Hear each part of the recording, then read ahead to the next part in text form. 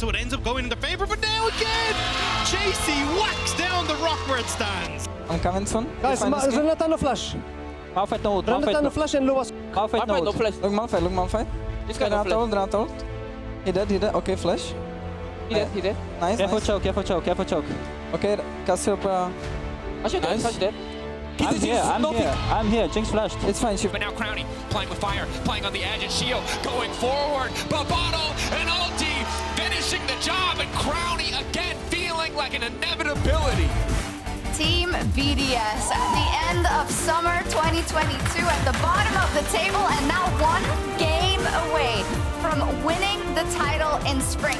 I don't think we have ever seen a turnaround like that. The work isn't done, but we have to reflect on the work that has been done already because the winning streak is not stopping. It's unbeatable. I mean, the meteoric rise of BDS these last few weeks has been unreal. 9th, 10th last year to 7th place in winter, and now one game away from winning the title is insane. And you just keep running the same thing, right? The hyper-scaling mid-bot lane that works into the team fights later on, and the Pokemon just wasn't an answer to it. And so even if you look even beyond this year and you go deeper back, each individual storyline of each player, when this group was put together, no one had any expectations on the organization, on the players either, and now they're here somehow. And it's crazy. What a rise from the ashes. It's beautiful to see. We're gonna walk through a couple of things from the last game. And by the way, if you think, oh, the players are gonna hear them because they're on stage, they always can. We have mics.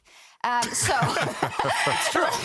take a look, Guldborg, at some of the things that happened in that second game where BDS, again, I would say it wasn't perfect from the get-go, but they figured it out. Definitely not. But it comes down to one of these Drake fights again where definitely Nuke and Crownie showing up again in terms of really dissecting the team fight afterwards and finding a lead for BDS. And when I was watching this, I thought to myself, okay, once again, this should be the game for BDS. And I know it's early to call it already, but it's just when a team comes that outscaled the way that it does and team fight-wise, I thought that they would take it. But that wasn't really the story after this, and that's why this game got so crazy. The thing is, this game for Mad Lions was always going to be played right on the edge, right? Because you need to have things like Baron, you need to be in sieging situations, first on objective, but you're so squishy that the second you get caught by a big ability, probably that Malphite, everything's destroyed. For the next 60 seconds, you don't actually get to do anything. And that's why we were so surprised when the draft unfolded, because it was so contradictory to what we know about Mad Lions. You need patience, you need discipline, you need to take your time and really set up the conditions for your champions to succeed. You can't just try to roll down your enemy, and this is what Mad Lions always do. And they need to just kind of, in this game, they just couldn't find that discipline and patience. It was wild too, because we were confused, surprised by the Ezreal coming in on 3, but when you see the draft in hindsight, you realize, oh wait, I think they always wanted to go Jace Zoe, they wanted to play a heavy poke style, and you know what you're gonna get in BDS. So this was very clearly prep, practice. Nisqy Zoe is something that's been fantastic so many times in the past. They knew they wanted to play this style. And it looked good for so long, but it is a style that is not forgiving whatsoever. And there was a huge team fight in which Carzzy actually E'd forward. And the second Carzzy or Nisqy gets picked off, the team fight completely blows up, and losing that arcane shift, it loses you a fight. I think that's something that we admire in Carzzy's playstyle every time, but things like this can then also happen, right? But he wants to make them happen. Oh, and this is so reminiscent of Rekkles season Mad Lions a little bit here, where one member makes a move alone, he dies, the rest of the team is now coming in, and it's the overreaching that we unfortunately have seen from Mad Lions. This wasn't the only time we would also see it, because despite this happening, they played out their poke composition phenomenally. But it's the thing that you cannot drop the ball a single time, because if you do, BDS takes over. I think something that I really want to highlight is just in terms of what Nuclear has played so far in the playoffs, it's been the Syndra, it's been the Orianna, and the Cassio. And Cassio is so different in comparison to the other ones because she comes online so early. She buys the Catalyst, and then in these early skirmishes, she is unkillable. And then always in this pattern that Mad Lions like to play in, they like to push her forward. This is where Cassiopeia gets value. And we've seen many players try to pull off the Cassio the same way Nuke does, but now he's 6-0. He does especially. The reason why they played that Cassio must be because they scrimmed against him, got dumpstered by him, thought it was a good pick, and then couldn't do the same thing. But Nuke specifically has been phenomenal on this champion. He has. The whole... Casio. Okay, she's spinning out of control. Oh, I'm such a boomer. Oh. What's Where going is she? on? Over there. Anyway, I mean, damn. it's kind of Matt's POV against the Casio, I gotta say. Maybe Anyways. for the early game, not later. Yeah, let's take stock then, because match point for BDS. We talked about the Mad Mirror run. Unfortunately, at the top of the day being that they went from a 3-2 victory to a 3-1 victory to, unfortunately, an 0-3 loss. They are gonna have to change their fate today. Well, let me introduce you to a new Mad Lions mirror. Because, Okay. yeah, they got 3-0'd in the Winter Finals. But let's go all the way back 2021 spring when they played on this stage versus Rogue, and they went down 0-2, and they crawled back, winning 3 consecutive games, pulling off the reverse sweep. You know, that's what Mac is going to be saying to Team Elyoya. These players, some of them have already been on the stage to feel that. This is their moment to try and get that going for themselves. But it is a long way. 3 chances for BDS to close. Copium. Never count out the Mad Lions, that's all I'm saying. I have to highlight, in both of these games, they did have winning positions. I feel like if Mad Lions are capable of recognizing that and then play some of that BDS game where it's disciplined and patient, maybe things can play off differently. So there is some things to highlight as positives that they can take to the next game. I have to huff the copium because we want to see 5 games, Guldborg, but do you believe in it? Yeah, well, I said the 3-0 from the get-go, so you know where I'm standing with this one, but I do want to credit this for Yamato's point as well. Mad Lions have been so close every single time. This second game should have for sure gone over to Mad Lions. My big question is, do you have the mental fortitude to come back now in a game you should have won? You lost. Now you're at the match point for BDS. This is where that extra mental strength, whatever you had for breakfast, whatever you've been eating throughout the entire day, really comes into play. And I mean, the Mad Lions have been playing so many games this weekend. BDS is feeling fresh, and they seem poised to take their first title. This team, I cannot stress how insane it is to see them in the position they are now. Because at the end of last year, this is a team that players were sent to like die on, it seemed like, almost, right? Like Vitality, they're making upgrades on the bot side of the map. Absolutely not. Crownie and Labrov are smashing. Adam went down to the RLs, had to fight his way back up. Now he's the best top laner in the league. Sheo comes out of nowhere and is now dominating time and time again. At the start of this year, people were asking, why the hell would you keep Nuke on your roster? Now they're asking, is Nuke the best mid in the LEC? BDS have a chance to annihilate the Mad Lions, take it to the finish line, and send themselves to MSI. That would be absolutely crazy. What an incredible underdog story we're witnessing here on the LEC stage. I'm as flustered as the Mad Lions so far. Can BDS clean sweep their way to their first ever LEC title? Or do the Mad Lions have a reverse sweep in the tank? It's time for Picks and Bans. It's a damn good question, Sjokz, as it very slowly zooms in on our faces. I don't think any of us immediately have the answer. I think the draft is going to tell us so much, and I think, as Ender highlighted, history has shown us that Mad Lions can come back with team fighting. But so far, they've tried to outplay. They've tried to outmatch in the early game. Will they draft team fighting in what could be their final game, or will they look at where they were at and try again, knowing that they were in winning positions? I think they should have won that last game. I think the Analyst has, of course, touched on it. But now, yeah, like you said, backs against the wall. Can they pull it out? They're going to have to go for a quick 3-0. And like you said, BDS have won 12 in a row now. Could be their 13th win in a row to just solidify themselves as one of the most dominant playoff runs we've seen in the last few years in the LEC. Kind of reminds you of G2 last year coming into MSI as well, and obviously BDS can kind of keep that one going. Olaf, Darius already taken off the board. Kennen, Rakan, and we'll have to see exactly if the Gragas is going to finally slip through the draft, Casio. whether BDS are going to take that one away. They've taken away the Casio. They think that's a bit of a problem. A lot of champions are up now. You're looking at Vi, you're looking at the Jinx Aphelios trade, looking at all the junglers being available. What's the last ban here for BDS? Zeri, Annie, they could take away the Annie. Even though you win a game, you can still credit the champions being, so powerful in those games and taking them away. It's going to be the Gragas ban out of BDS, targeting both solo laners.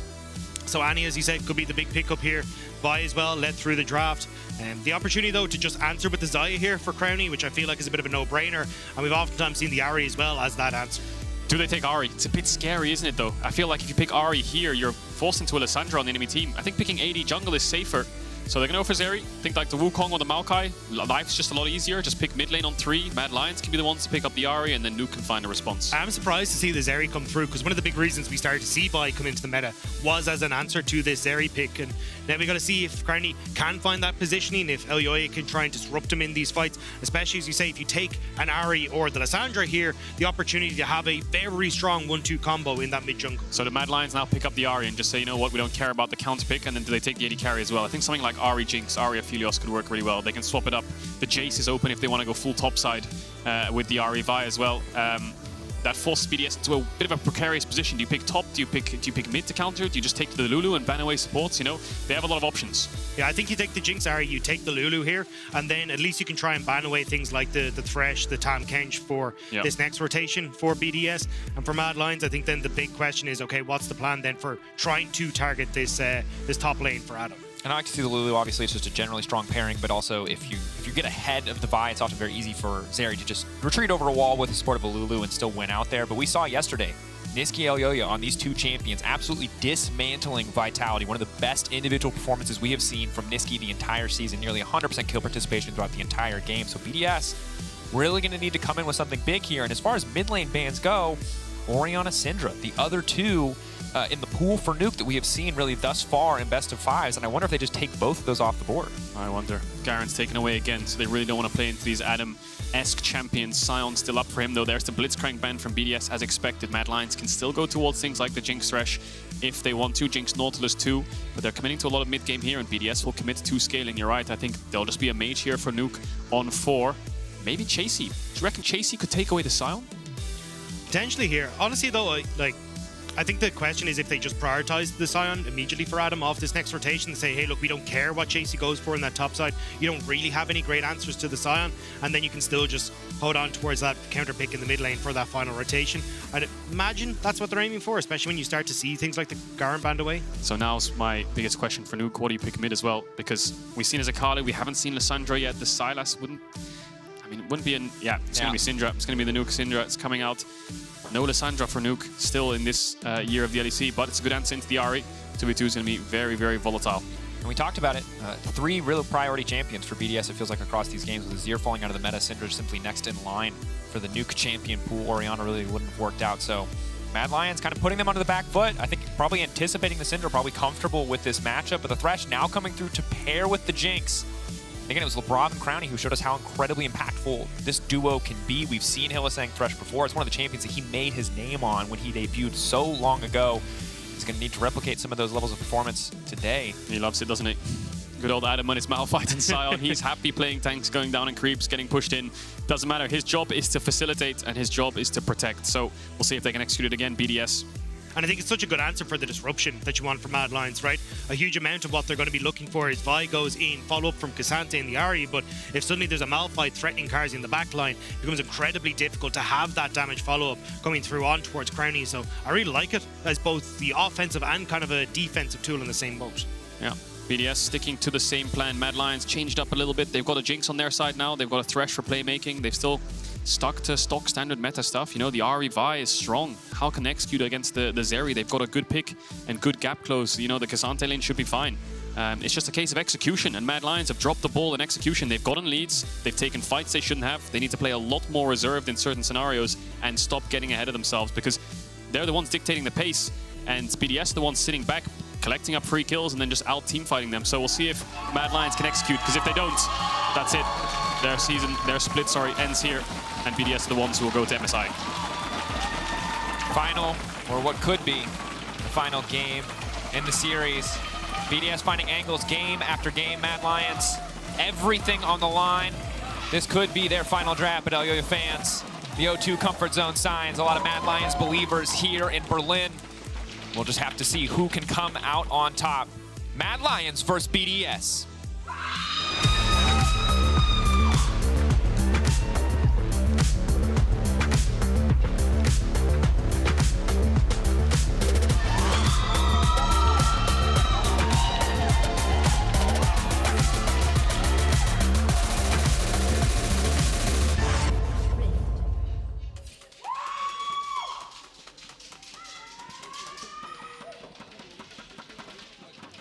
And it's tense. BDS no longer have the reliability of double scaling threats in mid and bot lane. Syndra strong, but isn't quite going to be that reliable late game. Mad Lions, have they finally put BDS on the back foot in the draft? We'll have to see. The execution still needs to be solid. As both sides just poke, just look for a little bit of vision, try to get as much control as they can, and this is so much pressure now for Mad Lions. Yeah, to make sure they play extremely clean this time around, because BDS will run away with it. The beauty of this game, I suppose, for Mad Lions is that their DPS is lower BDS. They're not playing a Casio Jinx or a Casio Zeri. They're playing a Syndra, like I talked about, so a burst mage. Adam, is he ganking mid level 1? Yes, the infamous Malphite level 1. What will it do? He's actually ganking mid level 1. We'll see if Nisqy leans to that side, though. No, he's not going to go for it. Yeah, I realized the CC was on cooldown there. Decided to just walk away. But honestly, I think for this, the big question for me, for Mad Lions, is can we just get cleaner skirmishes from them in the early stages? Constantly we see that, look, they go for the Rift Herald on that top side at 8 minutes and then try to overextend towards these bottom side plays to kind of help even out that goal difference that they've oftentimes gained in the early levels. So just try to avoid some of those early mistakes. And it feels like Mad can actually balloon the gold leads. We've seen them get time and time again here. I mean, it's big. The fact that it's happened 2 games in a row in almost identical fashion starts to cast a bit of shadow, a bit of doubt on Mad Lions here, but if they can't clean it up after 2 games, they're not going to get another shot, so see if they can do it for now. Nuke taking a bit of an advantage in the mid lane. Dark Sphere, such an obnoxious ability in the early game. Wouldn't be the first time we see Mad Lions doubted, though, when they step up to the mark. We'll have to see if they can try and do it again. It's Crownie. Sidestep, but the flay backwards is big. Ignite already ticking. Dash out to safety. Bit of shield coming in from Lulu, but a positive trade overall for the side of Mad Lions. Just burning Ignite exchange for Cleanse. Yep, Cleanse down. That means Hilly will look for some kind of flash hook, flash flay, and then hook the flash or something. You know he's going to go forwards on that play. Crownie's regenning slowly. Cold start for both ADs, and we saw Mad Lions 2v2 kill bot both games so far. We'll see if they can do it a 3rd time, but Crownie and Labrov now getting a little bit of push. Elyoya red into top side, now backtracking back towards the bot side. Will match up against Sheo. 2 top laners, I think, will just kind of duke it out in isolation. No one will really visit here too much, I think, unless, you know, Herald fights, all that shenanigans will get involved, and Chasy will have the push in this matchup. Playing with the grasp. Sheo now looking for information. See if he can spot him. Might be a similar plan just to limit Vi's early game impact. Waiting in the darkness. Red buff already procced Elyoya. Seems like he's not confident this 1v1 is just immediately going to back away. Nisqy waiting over the wall, does have the flash up and available. Sheo not going to overextend here. Happy with just the health trade, happy with stalling out a little bit here. Sidestep on the charm, big for Nuke, and again, starting to just get a big advantage in this lane in the early game. Spy fight over the Raptors. Elyoya won't even decide to enter into it, so Sheo, once again, controlling the enemy jungle, making sure that Elyoya can't get down into the spot side. Will just move up towards that top crab, but it looks like Sheo, with Nuke, wants to try and match it and make sure that Elyoya can't get anything on the map right now. Yeah, Sheo loves to match jungle, but he's going to lose this. He's not going to get here in time. See if they can find a flash on Elyoya. No, he's going to get out pretty easily. They won't find that crab that they were looking for. Can he go back down towards that bot side and pick up his camps? But Sheo always does this. Try to match jungle, mark jungle, find where the jungler is, and try to chunk him out. And Sheo could look for a sneaky top gank, but it's on a ward. Unbeknownst to him, he's going to use the Scar's Bloom to spot out wards from Chasy. But he just placed it, and he should have seen it. Chasy could be in trouble here, but they don't have that much damage. Big time commitment. Of course, Krugs are about to respawn, but spending a lot of his time just to get some pressure here on the top side. Looks like he was spotted, so play's going to fizzle out. Chasy immediately just taking a step back. Just pings onto him, though. I think he might have just been on the edge of range. You can see it there in the bush, so Chasy gonna have to play this slow, make sure he doesn't get caught by Adam. Yeah, the longer he waits here and baits out that he has no idea that Sheo's there, the more time Sheo's wasting, so Elyoya can get bot crab as well. They know he's up there. Elyoya's gonna move through bot into the bot side jungle of the BDS jungler, and Sheo will find nothing, covering Adam on the push out. Adam might actually die trying to get that wave in. He needs to be really careful. No mana. It's going to be a bit of a tough one if Chasy decides to pop the ghost. He could try and trade the flash on a Q3, but he's going to level up. No biscuits left for Chasy. And as much as we thought this top lane matchup would be in isolation, it's quite intense. No. Need to make sure no mistakes are made. Not able to get that final creep, but it looks like they will still die, so the wave's still going to push forward. Chasy maybe trying to stop the recall here. Does not have a Q3, but will at least force Adam back for now. While mid lane, Elyoya potentially setting up here. Sheo and Labrov waiting, but only level 3 on Sheo. They're just going to back away. Man advantage for BDS keeps him safe. Sheo's really just done 4 camps and has just been running around the whole map. He's just dinged over to level 4 now from taking lane experience in top and mid, but Elyoya's ahead in gold on the camp clear. Charm's not going to land. TP mid from Adam. What are they fighting over here? Are they thinking there's a Dragon start here from Mad Lions? If they see Adam on the map, they'll know how much of an advantage they have here, Mad. But look at the experience for Adam. He's nowhere near level 6, so he's kind of just TP'd into this, but doesn't have the opportunity to get that ultimate available. Won't have lanes to try and hit that either, so Mad Lions going to just back away and know that Chasy will get a good advantage on the top end. He needs to find something here, though. Elyoya hiding in the tri-bush. We'll see him. They'll spot him out now, and they'll back off. Mad Lions are going to call for retreat. Chasy will push out top, and Adam will get nothing for this TP. Really frustrating. The waves on their tower as well. No threat of a dive. But going into Labrov is big. The trap's there as well. Chain CC good so far. Adam can walk in, but they're just wasting more of this Malphite's time. It was a freeze on the top side, but Chasy now pushing the waves in very rapidly. There's no TP for Adam either, so he's going to start to lose a lot of golden experience here. Yeah, and Mad will chase him down. He's going to have to run top. There's no way he can base and run top because they'll stop his base. And now Hylissang could look to go onto Crownie. Thinking about it. Cleanses up. Cleanses up. Has the dash just to get out to safety. And Chasy looks like he's going to grab a plate. Oh, man. He's so slow. He doesn't have boots. I mean, it's a little bit unfortunate for Adam, but at least on the top end, you're up against the He's proxying. He can't really get much, but that will be spotted. Level 6 for Chasy here as well. That's why Adam has to take the long way around. He doesn't want to be beside these walls and get dragged away. This is actually kind of dangerous for Adam without the level 6 for himself. He just lost so much golden experience. Nuke still has the flash available. Nisqy on the charm. Waiting, flash out to safety. Nisqy holding it on the charm. Nice sidestep from Nuke. Sheo behind him, but doesn't have level 6, so not a whole ton of threat here. No mana left for Nisqy. BDS not able to find an angle to re-engage that fight. It's 7 minutes in, and Elyoya's level 4. He's been running around the map as well, trying to look for these plays, match out, mark Sheo. You can see if you watch Elyoya the last 3 minutes, 2 minutes, he's just been a human ward for his team, spotting out the roams from BDS. They're going to take away this red, though. And that's the thing, Elyoya is behind, but so is Adam. Still hasn't hit the ultimate, so Mad able to get that one. They don't have the pressure, and now they're looking for Adam. Just things over to level 6, so should be okay. But now Sheo should be able to hit his own level 6, and you can start to look for Rift Herald for BDS. Definitely can. Elyoya needs to cycle to these top camps and get towards his level 6 as well.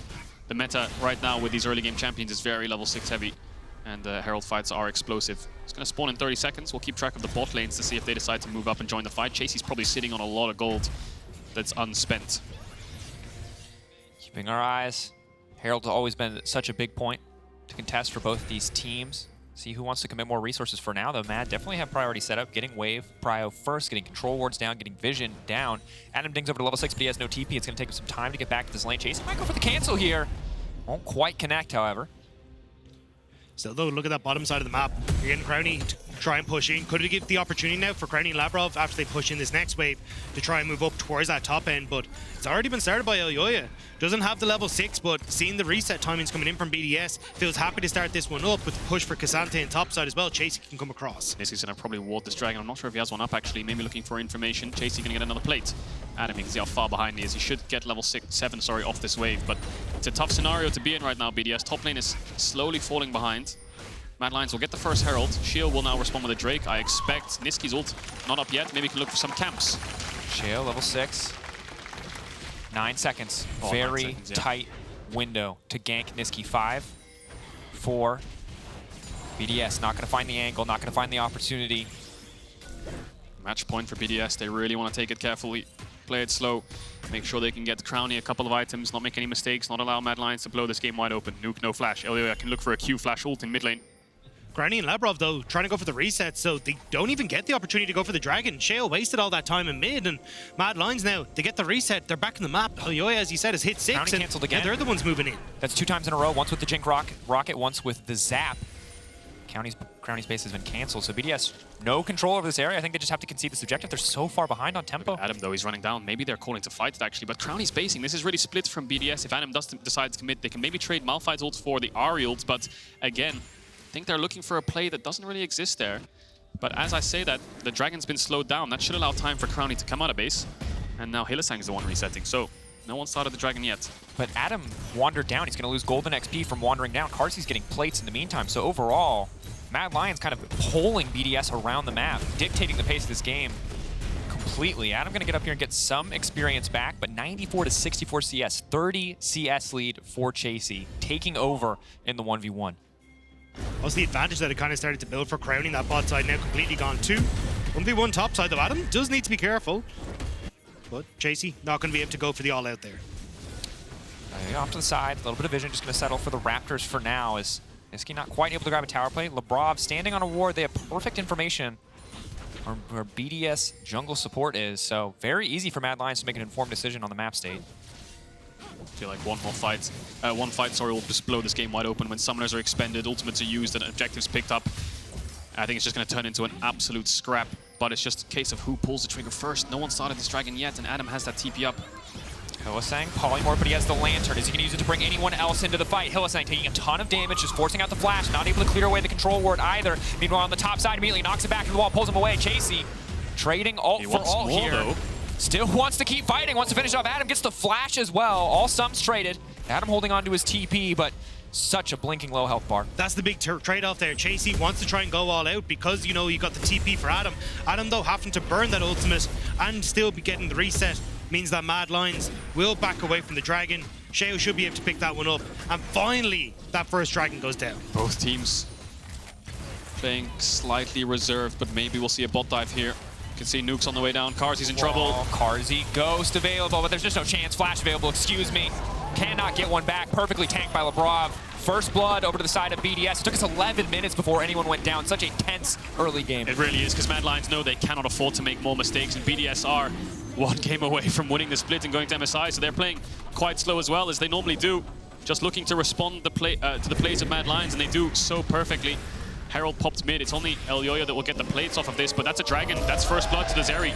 I think BDS are sitting pretty happy now.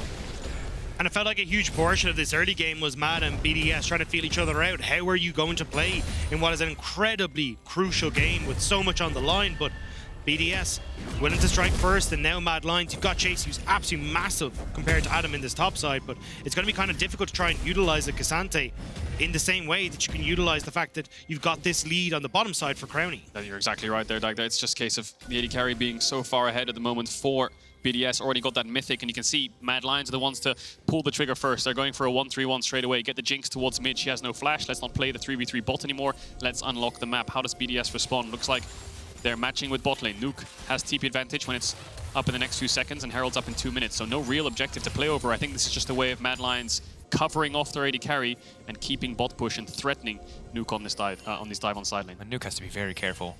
Syndra is not the side lane champion that Ahri is. This could be very difficult. Should just be an immediate gank here. The follow-up, they're trying to get the knockback, but Vi unstoppable. Nisqy firing the charm. Easy kill pickup, getting the extra health coming in for the kill. Labrov now coming down, but Mad Lions already got what they came for. No ultimate for Nuke on towards Nisqy. Could have been the turnaround, but good CC. But now Crownie's here. Crownie coming in. Not enough burst damage really to threaten here, but are going to try to keep the push up, knowing Nisqy can't really stick around to clear the wave. It's all TP. Maybe BDS can get a plate off the back of this Nuke. What they've said here, BDS, is we'll roam down and cover this bot side and push in to force the Ahri back and maybe stop her base to get some tempo. But you're going to have to TP mid and cover off against the Jinx Thresh. Sheo over the wall. TP coming in. Carzzy does the overstep. Not anticipating the Wukong. That's one knockup. Hylissang coming in with the lantern. Can they finish Carzzy? Carzzy getting burned down. Ticking. The red buff, the red buff, the red buff. Burning. Labrov up to the side. And Pix is certainly helping on that one. Carzzy's just overstepping again here in game 3. A bit greedy for that plate. Hylissang was playing lantern, but a little too far. Miscommunication from the bot lane of Mad Lions. Now BDS have a really good lane state. Elyoya forced to retreat now. Nisqy doing what he can to hold on to the wave there, forced to TP back to the bottom side of the map. Carzzy so close to escaping, but over-aggressive as Adam cancels. Chasy's back here. Big health advantage, but Chasy with ult available makes this not the best opportunity to go in. Labrov, it's so funny to see him managing to pick up that kill on the bottom side as now Chasy goes in towards Adam. How much can he do here? Wants to force the ultimate. Obviously a ton of sustain once you go all out. Q3 coming in. The second Adam gets hit by that. I feel like he's forced to ult away, but no. He's just taking his sweet time. A little seismic shard, hits him with a little floor pizza and just runs away. That's first tower blood over to the Zeri. 1.5k gold lead now for Crownie when he resets and picks up items. Nuke's now running top to cover off, and Crownie's going mid. So I think the lane assignments from BDS are just pretty much flawless right now, because now Adam can base and run bots. So they're not really dropping too many waves. They will lose this mid tower, however, because they are slightly late on the Zeri base. And Carzzy will finally be able to pick this up. Ward over the wall there to cover off Sheo's play. Hook will miss. Lantern preemptively ready, just in case a similar scenario happens. And now we're back into the 1-3-1. Herald is up, but Nisqy doesn't have the TP yet.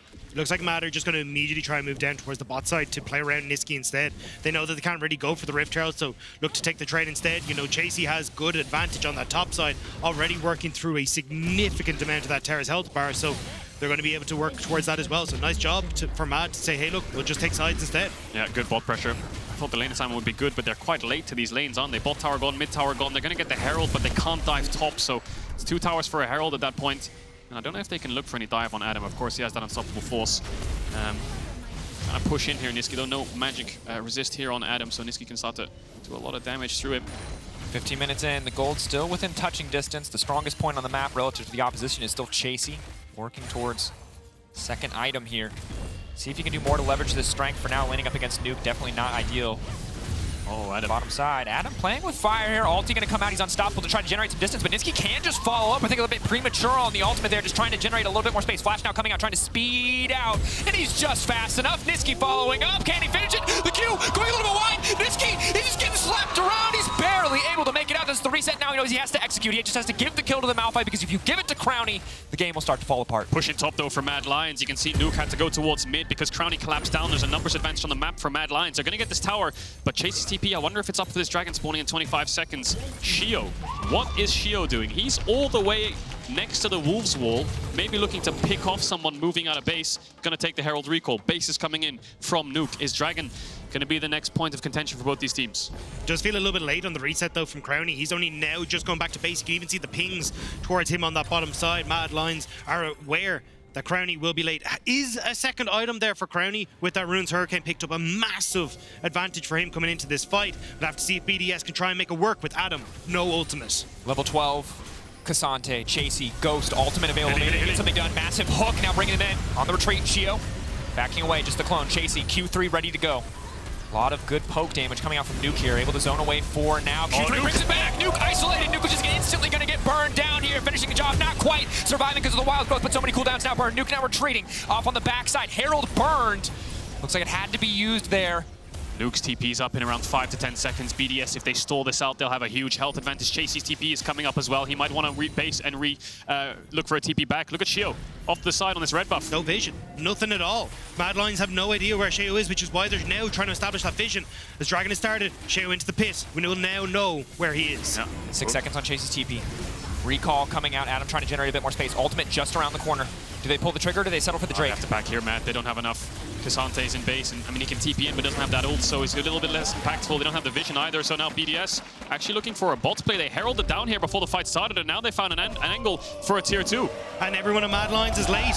They should be able to get this one and to try and escape away. Chasy, see what he can do. Tower gone. What can they get? Tower finally going to fall here. BDS have to be careful. Chasy's so strong, but it just doesn't matter if he can't find a priority target. But this is BDS playing absolutely incredible. I mean, game 3, 1 game away. They want to go in onto Chasy. Sheo back away. 1 game away from MSI. 1 game away from becoming the LEC champions. And this squad, with only a single person that's been to the finals, this is cool, calm, and collected. There is no nerves on this squad at all. This was the worst team in our league last year. They took an LFL squad that got 2nd. They brought them up.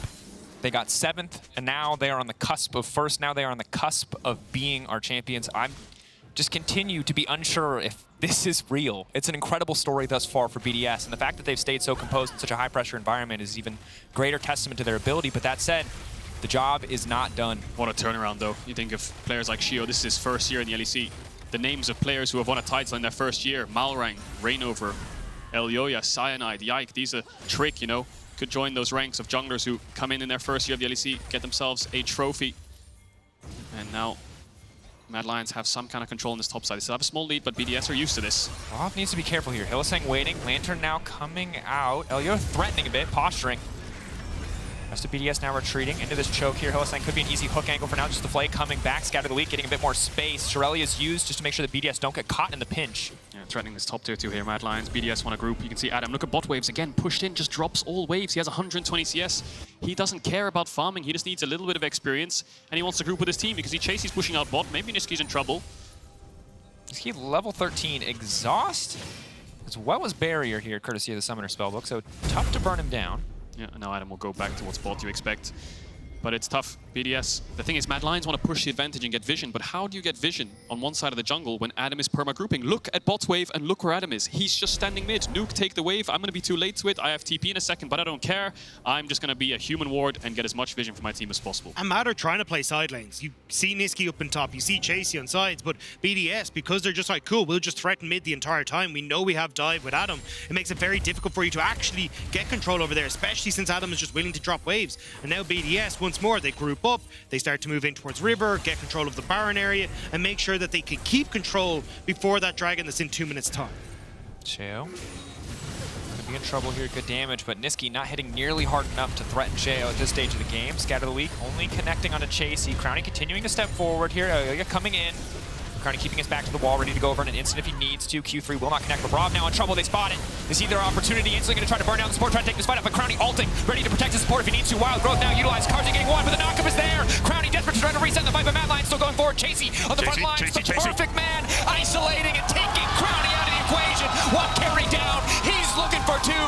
It is Chasy versus the world, and Chasy is coming out on top. The Lion has woken up, haven't they? That's 4 kills. They're going to chase down Sheo, but that's a guaranteed Baron. What a play onto Labrov there. Just about got out, but they managed to get the kill. Nisqy's, Sonya's won them the fight and bought them the time, and then Chasy slam dunks the carries. Sheo's on a ward.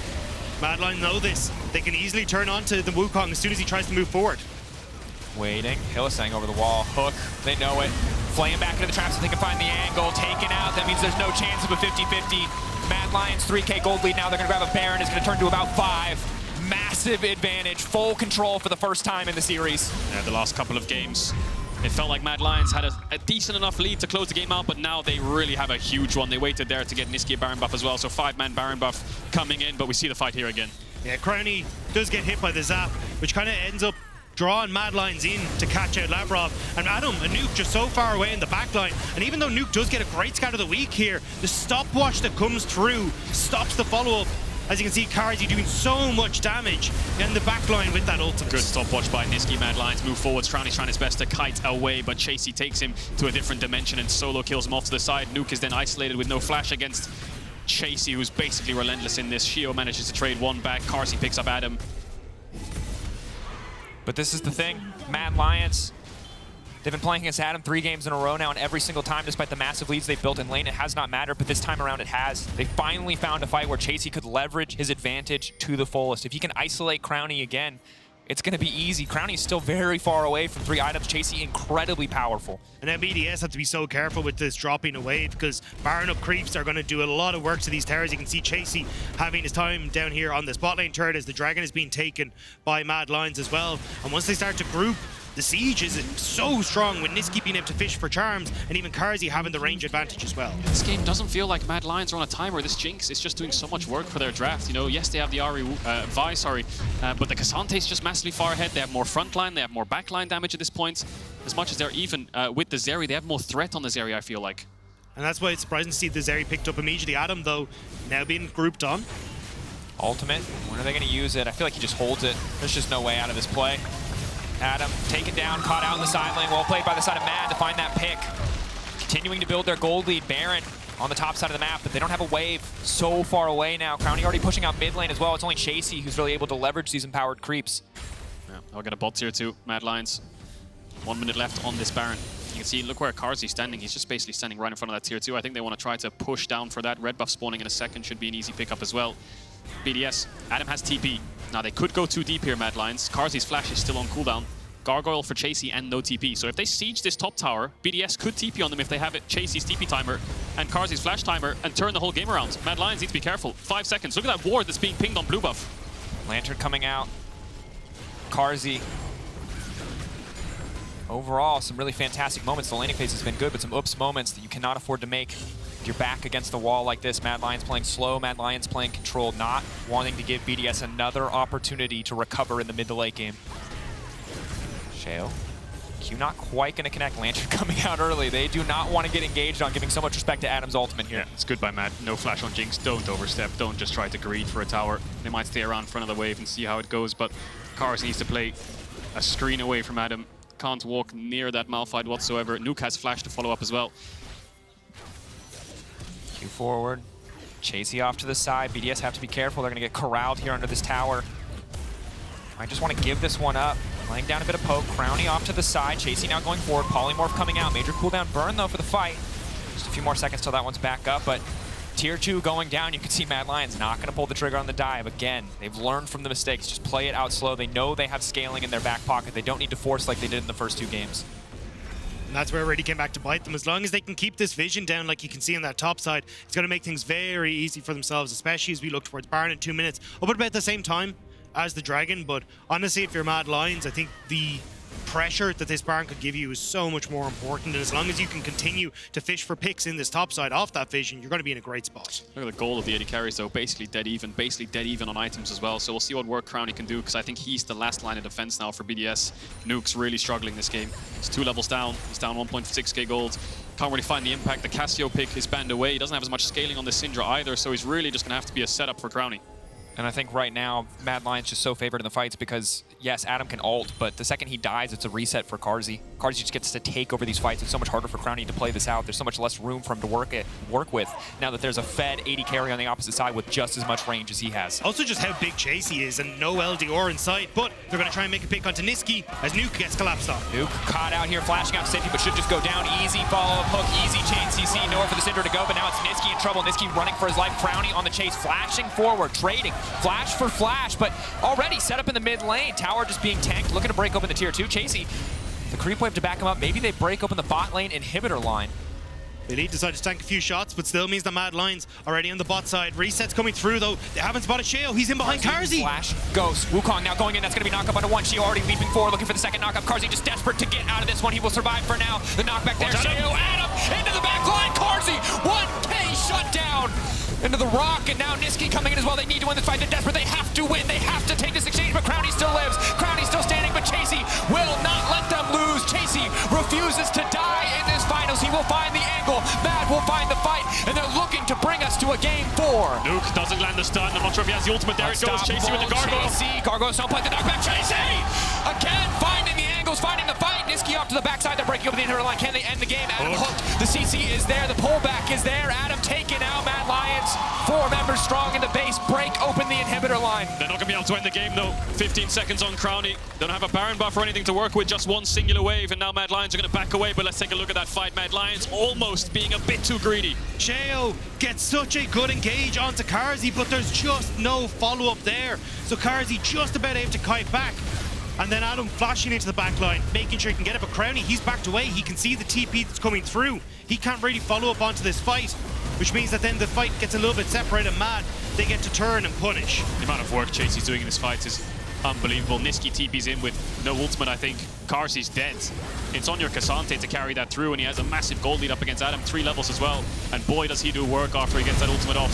Slices through BDS, and now we've got a Baron start here from Mad Lions. CP coming in from Adam. 5v5 up towards this top side of the map. Sheo looking for a steal, but Nisqy could chunk him out here.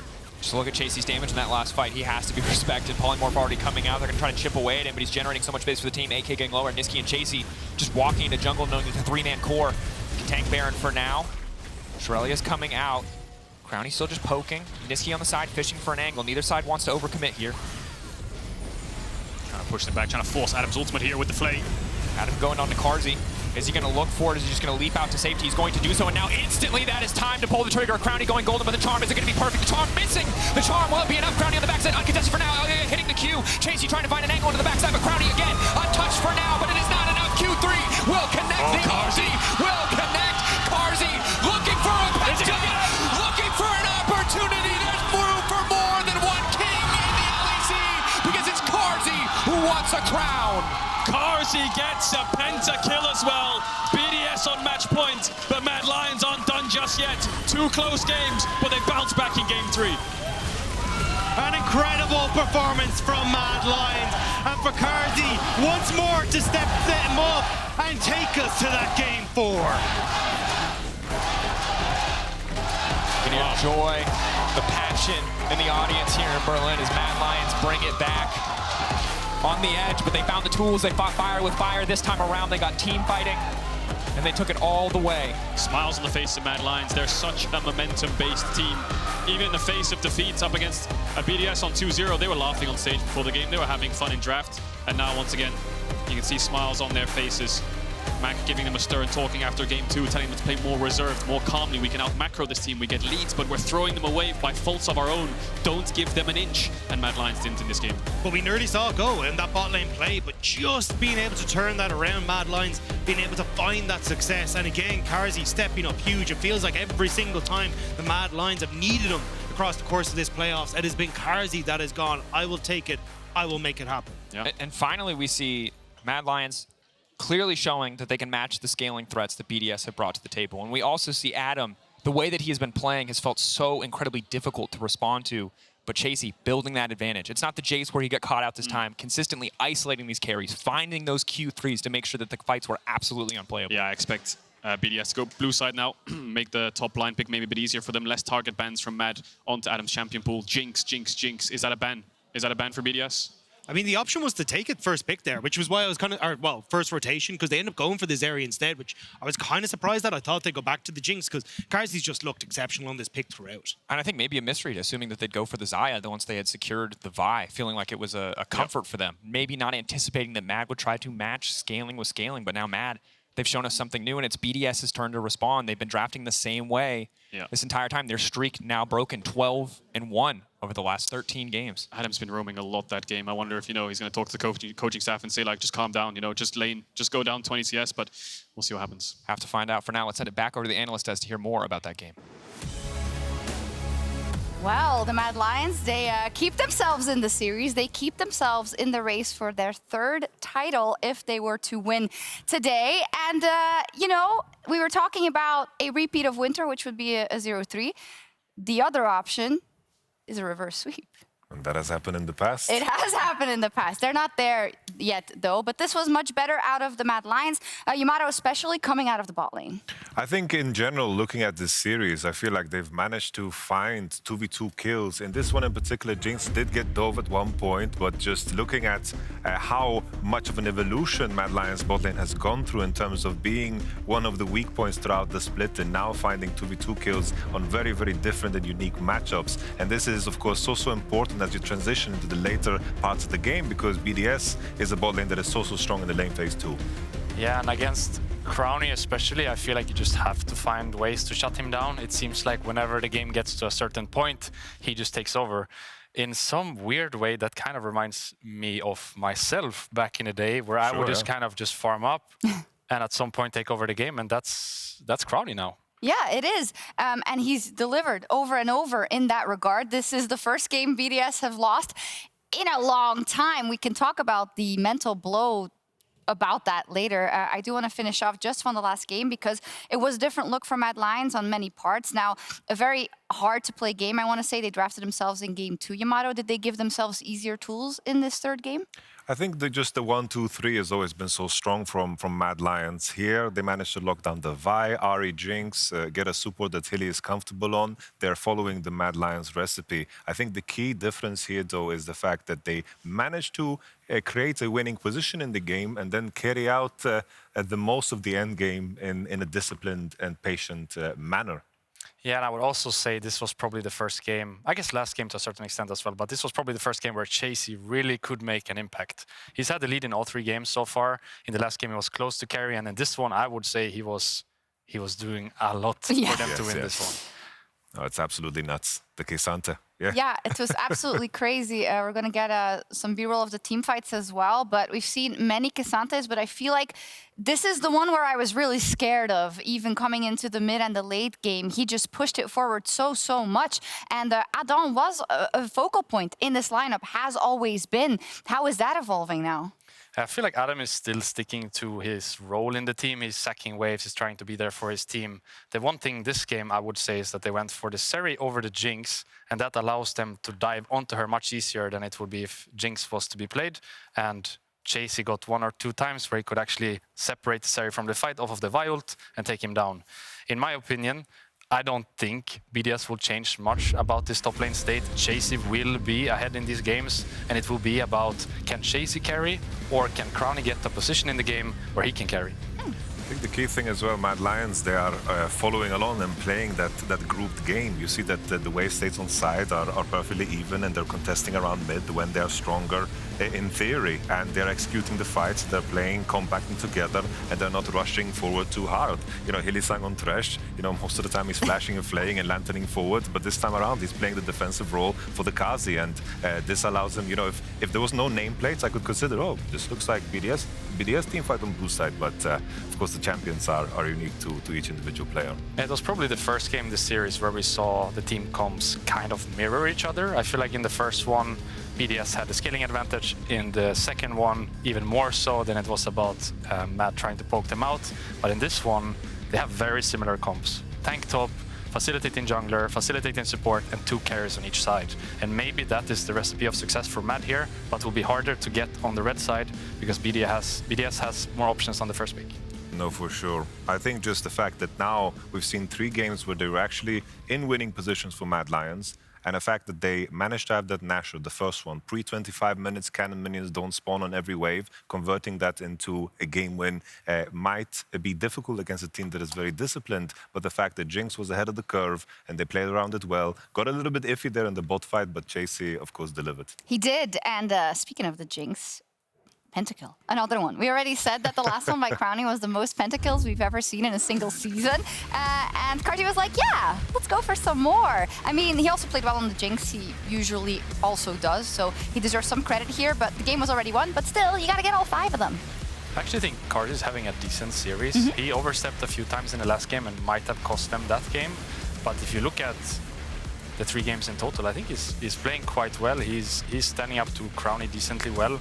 It's just Crownie has more tools and feels more comfortable in the situation. So to me, it sort of ends up being Chasy versus Crownie now, which is a really interesting stylistic League of Legends difference. No, for sure. And I think the additional layer of Carzzy is like, even though I could argue that the Ezreal game, he kind of threw it in 2 situations. There's not a lot of players that are going to mess up that bad and just not give a damn and go into the next game, get a pentakill, play a good game on Jinx. You know, that is all about that mental fortitude. That's why he's a match made in heaven with Hilly, Yeah. I think, to be honest. Yeah, so let's take stock of the 2 teams going into this 4th game.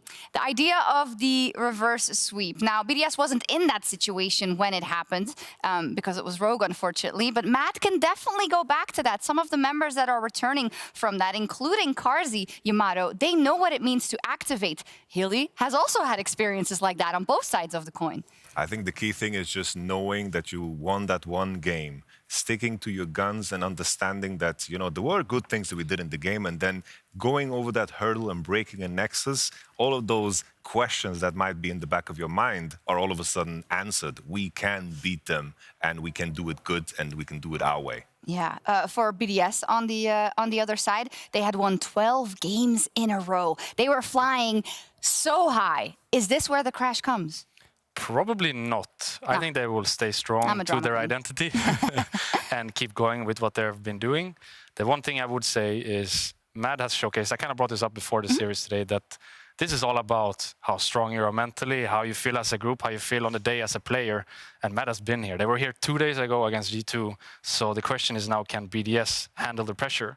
Now they're blue side, they have more options, but there's a lot of pressure in this next game. Yeah, maybe the last note we can leave the viewers with before the break is BDS has been doing fantastic all split long, so there's no reason for them to falter now, even with that game lost in the bag. You talked about Chasy so much. BDS will be on blue side. If they lose, they will still be on blue side. That does mean that they could get the counter pick for Chasy. How much of a difference could that make, and is that going to be the one thing to look out for? I think it was crazy just looking at the statistics. I think sometimes Adam just overreaches roaming with the level 5 Malphite. That was a little bit too crazy. And I think that that's where maybe they need to create some reservation, because those advantages are quite unrealistic. And when Mad Lions are leveling up in different areas, then you'll begin to really feel the pain of the Chasy advantage. Okay, well, the Mad Lions, they're still alive here in the LEC Spring Finals and take the first step towards another reverse sweep, possibly. Can BDS stop them and close it out in Game 4? We'll be right back after this. Carzzy getting burned down, ticking. The red buff, burning. Labrov up to the side, and Pix is certainly helping on that one. I wanna go, okay? Go, yeah, you can. Go. First guy. I will support, I will Ian. Where is Wukong? Wukong. His first target. Now we penta. This is penta. Don't steal. No, Zeri. I think it's penta. Okay. Carzzy, penta. No flashes. No flash on this guy. Carzzy, penta. Let's go. Penta. Let's go, Carzzy. Go. Oh, nice.